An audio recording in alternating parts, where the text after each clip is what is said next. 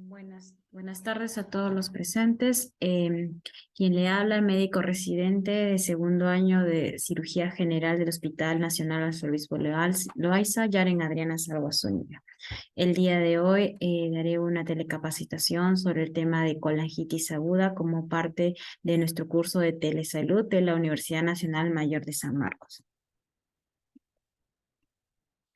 Como introducción, debo referir que la enfermedad por cálculos biliares hace referencia a síntomas y complicaciones que causan la presencia de cálculos en la vesícula biliar o conducto biliar común.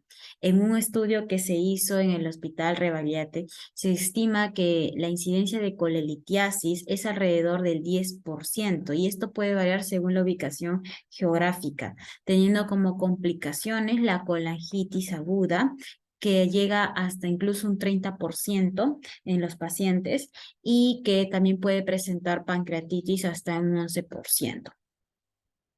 Países como Estados Unidos, Bolivia, en América Latina, Chile, también son afectados por esta enfermedad, al igual manera que en nuestro país, en Perú. Se estima que alrededor del 14% de la población es portadora asintomática y es los cálculos en la vesícula que generalmente afectan a las mujeres. Estas incidencias varían, pero es alrededor básicamente el porcentaje que que he encontrado dentro de la bibliografía. Como objetivo para esta capacitación, me planteé mejorar la precisión diagnóstica oportuna en pacientes con colangitis, poder definir un tratamiento básico oportuno en pacientes diagnosticados con colangitis aguda y definir si estos pacientes necesitan un tratamiento quirúrgico, que en la mayoría de los casos, cuando no se diagnostica oportunamente, llegan con grados de severidad muy alto y sí necesitan el tratamiento inmediato, sobre todo quirúrgico. ¿Pero qué es la colangitis? Bueno, la colangitis como tal es una inflamación, una infección de los conductos hepáticos biliares que está asociado a una obstrucción. Esta obstrucción puede ser por presencia de cálculos en la mayoría de los casos, como también puede ser por presencia de tumores. Va a darnos una clínica básica que es denominada la tríada de Charcot. Ictericia, dolor y fiebre. Vemos en un paciente que ingresa a nuestra emergencia, nosotros debemos estar pensando que probablemente tiene una colangitis. Litiásica o no litiásica, tenemos que definirla. Si a eso se le agrega que presenta confusión o hipotensión, ya estamos denominándole una pentada de Reynolds. Y también tenemos que definir qué grado de severidad está presentando el paciente. Epidemiológicamente hablando, tiene una prevalencia del 10 al 15%, generalmente en adultos mayores. Incluso luego de procedimientos como la CEPRE, se ha visto que los pacientes pueden presentar hasta un 5.4% casos de colangitis. Y a mayor edad, obviamente, la mortalidad aumenta. Los factores de riesgo pueden ser, en el mayor de los casos, en el primer lugar, tenemos la coledocolitiasis, o sea, cálculos a nivel del colédoco, que van a generar una obstrucción con cálculos, con litos, y eso genera una colangitis, pero también tumores como las neoplasias, hasta un 50%, luego de procedimientos como la CEPRE, la pancreatografía retrógrada, o una estenosis benigna de la vía biliar, pacientes que han sido posteriormente operados de la vesícula laparoscópicamente, también pueden presentar estenosis y eso también puede llevar a una colangitis. Y en el último de los casos, parásitos o cuerpos extraños. Entonces, hablamos de fisiológicamente, si la bilis es un líquido, un contenido estéril, debido a los mecanismos como el esfínter de Oddi, que es una barrera mecánica que no permite que haya un ascenso de bacterias, o el flujo anterógrado que expulsa esas bacterias, o las sales biliares, o las mismas células, generan que la bilis sea estéril, ¿no? ¿Qué sucede? ¿Qué pasa cuando esta bilis ya no es estéril, se infecta y genera la colangitis? ¿Cómo sucede este mecanismo? Entonces, se produce una obstrucción biliar Esta obstrucción biliar genera un ciclo con una infección bacteriana de la vía biliar, porque al estar obstruida se vuelve un caldo de cultivo que va a generar que las bacterias van a aumentar, se van a producir más y va a generar una bacteribilia. Esto, si lo sumamos a un aumento de la presión biliar que estaba dentro del rango normal de 7 a 14 centímetros de agua, aumenta, genera que empiece a producirse mayor microorganismo, empiece a contaminarse esa bilis y empiece a producirse una obstrucción que posteriormente va a llevar a la colangitis. Entonces, eso se vuelve un ciclo, ¿no? Está obstruido, no puede drenar la bilis, entonces se vuelve más, aumenta la presión, más caldo de cultivo, más aumentan los microorganismos. Entonces, ¿cuáles son las causas? Para hablar de una colangitis primaria, nosotros tenemos que, en primera instancia, pensar que el paciente tiene una obstrucción litiásica a nivel de colédoco. Como hablamos, puede haber estenosis benignas, también malignas como neoplasias a nivel periampular, parásitos, cuerpos extraños en menor de los casos, o también quistes de colédoco, ¿no? En el caso de secundarias, colangitis secundaria, luego de procedimientos como la CEPRE. ¿Y qué microorganismos vamos a encontrar que van a aumentar? En primera instancia, la E. coli, la Escherichia coli, las Klebsiella, Bacteroides fragilis, Enterobacter, pero de cabeza, E. coli. La clínica, como nosotros mencionamos, presenta la famosa triada de Charcot en un 70% de los casos, fiebre, ictericia y dolor. Nosotros debemos pensar posiblemente un síndrome ictérico obstructivo, una colangitis. Si a eso, como les mencioné, le sumamos la obnubilación o una hipotensión, ya estamos hablando de la pentada de Reynolds, ¿no? Y entonces ya estamos pensando que el paciente se está complicando, es una colangitis probablemente ya entrando moderada, severa. Si el paciente a eso le sumamos que son adultos mayores, que son diabéticos, generalmente estos pacientes suelen tener un sistema inmunológico comprometido, debutan solamente con fiebre o a veces una sepsis que no está explicado o a veces solamente una confusión mental, son síntomas inespecíficos.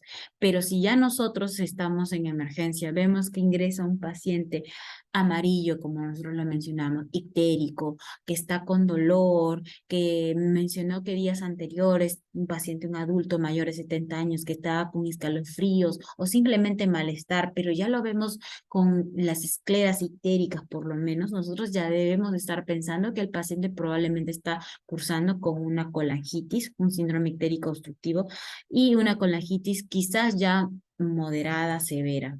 Entonces, la clasificación va a depender mucho del tiempo de instauración de la enfermedad.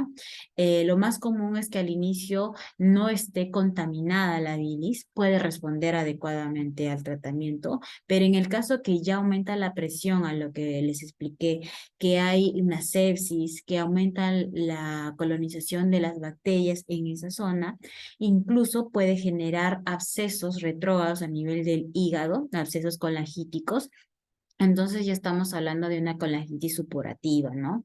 Y en el caso de que sea una estenosis o una vía biliar esclerosante, también ya es algo crónico que el paciente está cursando. Entonces tenemos también que pensar a qué se debe, ¿no? Porque hay una estenosis, una fibrosis en la vía biliar que nos está generando una colangitis ya de larga data.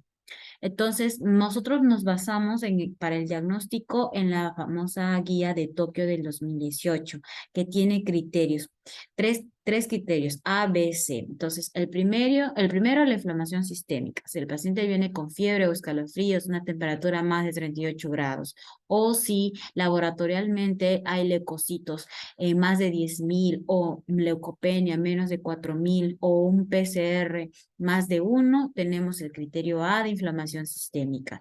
Si a eso le sumamos una colestasis, o sea, laboratorialmente vemos que hay una alteración en la función hepática, las bilirrubinas están más de 2, o la fosfatasa alcalina, la GGT, las transaminasas están más del 1.5 elevado de su valor normal, entonces ya estamos hablando de un patrón obstructivo colestásico. Y el que nos va a dar el diagnóstico definitivo es la imagen. Entonces, si vemos una dilatación de la vía biliar más de 6 centímetros o vemos etiología, ¿no? Cálculos a nivel del colédoco, no necesariamente nos dan el tamaño, pero sí nos dice un colédoco dilatado con presencia de cálculos a nivel distal, ¿no? No necesariamente distal, pero presencia de cálculos. Entonces, ya una imagen positiva nos está dando un diagnóstico definitivo. Entonces, si tenemos el ítem A, la inflamación sistémica, con el B o el C, es una sospecha diagnóstica. Pero si tenemos inflamación sistémica, laboratorialmente un patrón obstructivo colestásico, imagenológicamente una dilatación de la vía biliar, ya sea de vías biliares intrahepáticas o el colédoco dilatado, o con etiología biliar, o no necesariamente biliar, sino una obstrucción como tal, ya sea por ecografía en primera instancia, que es nuestro gol estándar y lo más accesible, o una colangioresonancia, ya los tres criterios, si cumplen, estamos hablando de un diagnóstico definitivo.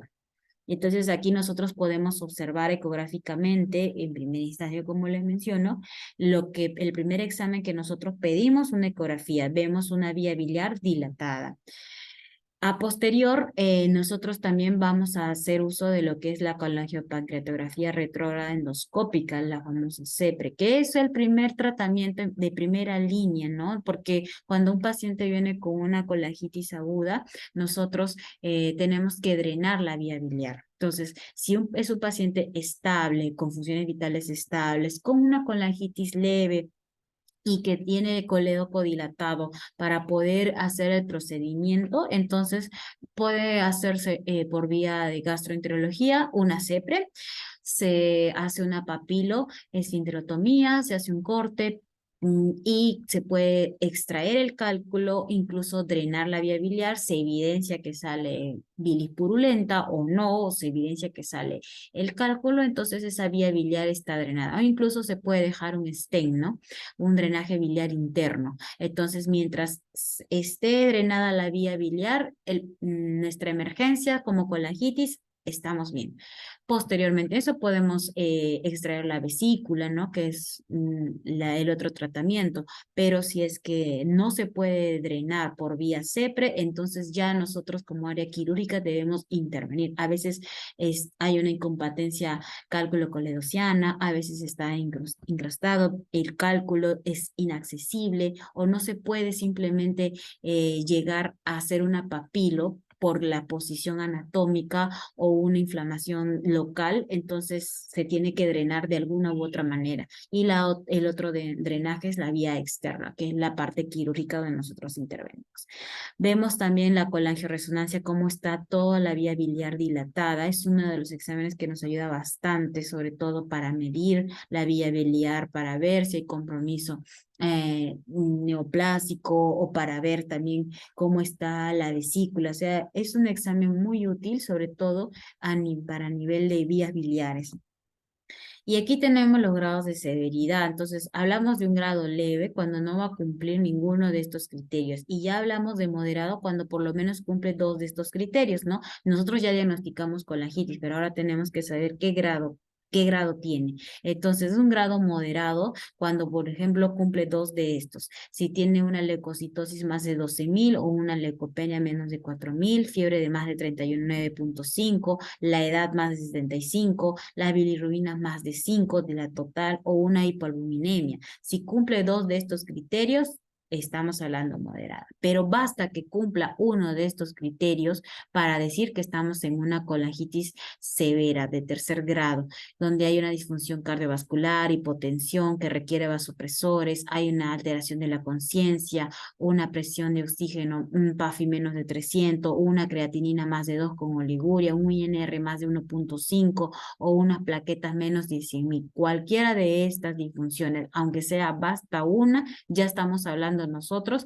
que tiene un grado de severidad 3. Entonces, si es un paciente que viene de 75, 80 años y que tiene una creatinina de más de 2, ya estamos hablando de una colangitis severa. Hay que intervenir quirúrgicamente lo más pronto. Pero generalmente los pacientes vienen con alteraciones hematológicas, cardiovasculares, una falla hepática, cuando es en grado severo, bastante complicado. Entonces, el tratamiento en primera instancia será el drenaje de la vía biliar junto con los antibióticos. Si es un grado 1, antibióticos se puede dar y drenar la vía biliar. Si es grado 2 moderada, ya se tiene que drenar la vía biliar. En primera instancia, la CEPRES, si es que es factible. Si no, en todo caso, si no se puede, será un abordaje quirúrgico. Pero si ya es grado 3 con compromiso sistémico y falla multiorgánica, entonces tenemos que intervenir quirúrgicamente de inmediato para drenar la vía biliar, si es que se puede hacer la exploración de la vía biliar y ponerle un dren externo, ¿no? Que nosotros utilizamos el Drenker para que pueda drenar esa bilis y solucionar la emergencia, que es la colangitis aguda severa. Entonces, utilizamos antibióticos en primera instancia, cefotaxima, ceftriaxona, como pueden ver según la diapositiva. Nosotros utilizamos mucho lo que es la ceftriaxona, 2 gramos cada 24 horas, va muy bien los pacientes. Y en el caso de que no haya una buena evolución, pasamos a ceftazidima, rotando incluso hasta 2 gramos cada 8 horas. Y bueno, ¿no? De acuerdo al patógeno, pero como siempre en primera instancia está el E. coli, el Klebsiella, Enterobacter, entonces nos va bien con estos antibióticos.